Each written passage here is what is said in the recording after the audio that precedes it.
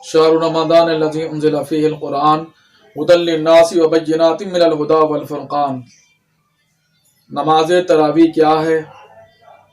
علامہ ابن حجر عسقلانی اپنی کتاب فتح الباری شرح بخاری شریف میں فرماتے ہیں کہ یہ ترویحہ والی نماز یعنی آرام، سکون، متانت اور راحت والی نماز ہے۔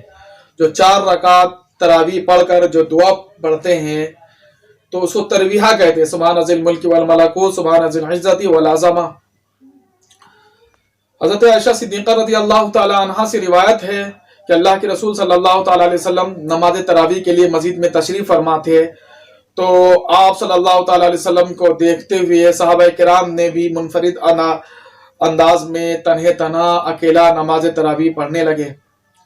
دوسرے دن امت اسلامیہ کا، صحابہ کرام کا ایک کثیر تعداد، ایک بڑا ازدحام جمع ہو گیا مسجد میں۔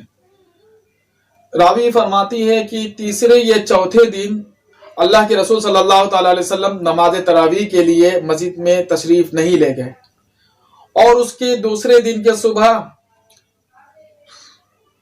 صحابہ کرام سے مخاطب ہو کر فرمائے، اے میرے پیارے صحابہ، کل مسجد میں میں نے اس لیے تشریف نہیں لے گیا کہ مجھے خدشہ تھا کہ اللہ رب العزت کو نماز تراویح اتنا محبوب لگے، اتنا پسندیدہ لگے، کہیں امت پر یہ نماز تراویح فرض نہ کر دے۔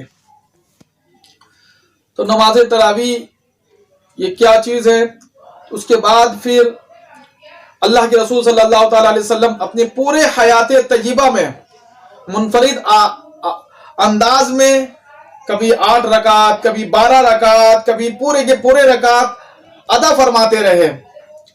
حضرت ابو بکر صدیق رضی اللہ تعالی عنہ کا بھی دور آیا تو اسی طریقے سے پورے کے پورے صحابہ کرام منفرد انداز میں نماز تراویح ادا کرنے لگے۔ حضرت عمر فاروق رضی اللہ تعالی عنہ کے ابتدائی دور میں بھی لوگ منفرد انداز میں نماز تراویح ادا کرتے تھے۔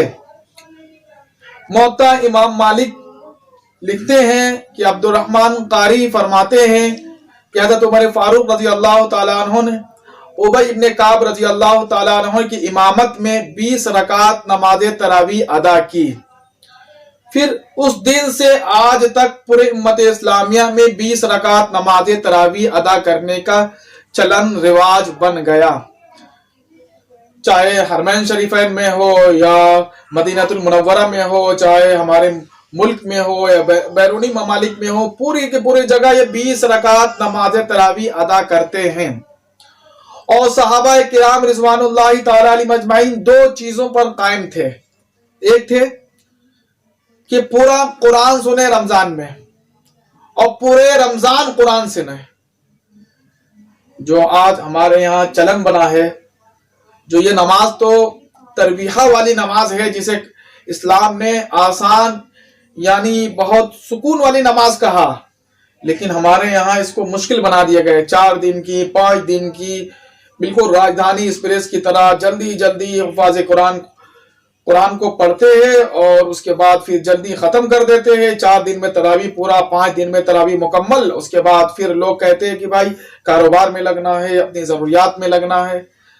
نماز تراویح اللہ کے یہاں بہت ہی پسندیدہ عمل ہے۔ اللہ رب العزت حفاظ کرام کے ذریعے سے یہ امت اسلامیہ کو، مصلیان کرام کو اپنا پیغام سناتا ہے کہ لوگوں، اللہ تعالیٰ امت اسلامیہ کے لیے کیا نعمتیں رکھی ہیں۔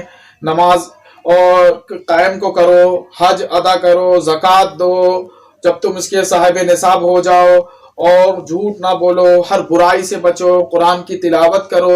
دنیا ہے جو چند دنوں کے ہے، ہم آئے چلے گئے، فلاں آئے چلے گئے، ہر کو جانا ہے۔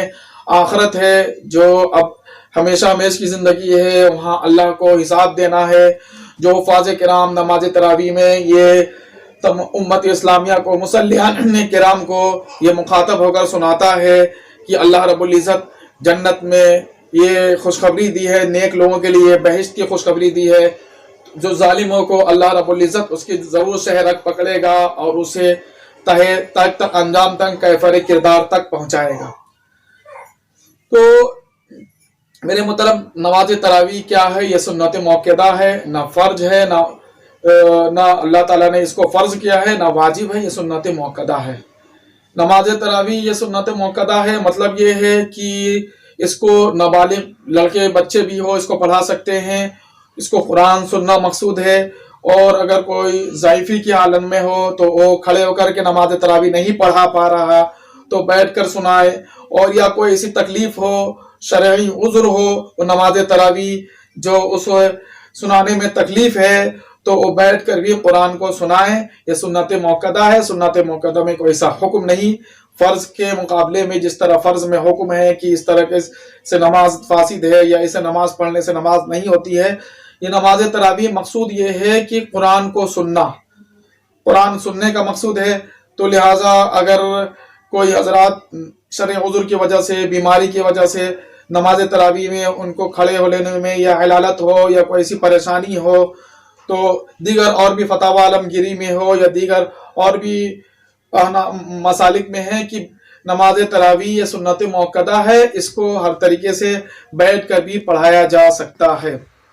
اور دوسری بات یہ ہے کہ نماز تراویح کی جو دعا میں ہم سب جو بہت بڑی غلطی کرتے ہیں، اس غلطی کا ازالہ بھی کر لیں۔ اس کو اکثر لوگوں سے جب ہم نے دعا کو سنا تو اس میں بہت بڑی غلطی تھی۔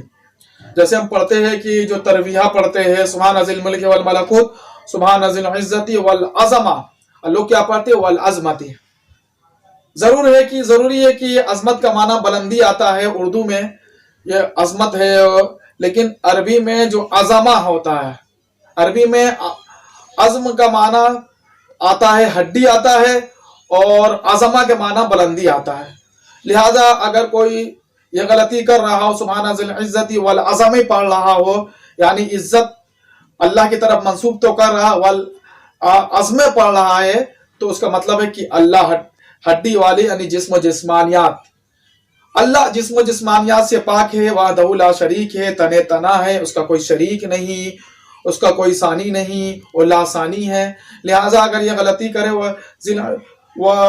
سبحان ذی العزت والعظمت اگر کوئی پڑھ رہا ہے تو انسان بہت بڑے گناہ عظیم کا مرتکب ہو رہا ہے، تو اسے چاہیے کہ اپنی اصلاح کر لے، والعظمہ پڑھے۔ اس کا معنی آتا ہے کہ بلندی جو فتح کے ساتھ ہے، زبر کے ساتھ ہے، سبحان ذی الملک والملکوت، سبحان ذی العزت والعظمت والہیبہ، جو اللہ کی پاکی کی اور کبریائی اور بلندی بیان کیا گیا ہے۔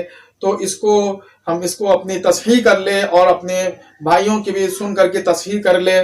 تو میرے محترم عرض یہ کر رہا تھا، نماز تراویح جو اللہ کے ہاں بہت محبوب ہے اور بہت ہی زیادہ اس کی معظمت فرمائی گئی ہے۔ تو ابھی لاک ڈاؤن کا جو سلسلہ ہمارے ہاں چل رہا ہے، تو ہم اس کے ملحوظ نظر رکھتے ہوئے، لاک ڈاؤن کو دیکھتے ہوئے ہم گھر میں عبادت کا سلسلہ بنائیں، اور مجھے بھی کسی بھی طریقے سے ہو نماز پڑھنے کا جو ہے اس کو ہم نماز پڑھنے کا اہتمام کریں۔